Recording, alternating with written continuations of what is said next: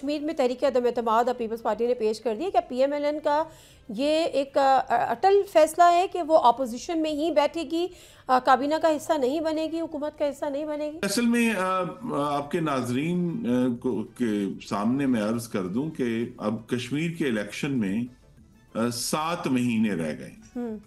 तो अब ये इतनी कलील मुद्दत है कि उसमें हुकूमत में आना जो है वो हमारी नज़र में तो सियासी तौर पे दुरुस्त नहीं है।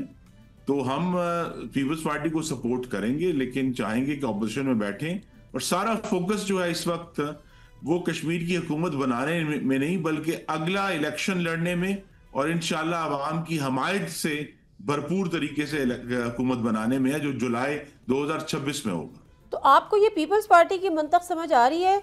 चूँकि जो PMLN ये बेहतर नहीं समझ रही कि 7 महीने 8 महीने में आप हुकूमत बनाएं, उसके बाद इलेक्शन में जाएं। पीपल्स पार्टी की मंतक समझ में आ रही है कि वो 7 महीने में ऐसा क्या हासिल कर लेगी, या जी, उनको या उनको लगता है आगे हुकूमत आपकी बन जाएगी तो हमारे हाथ तो 6 महीने भी बहुत है, 7 महीने भी बहुत है?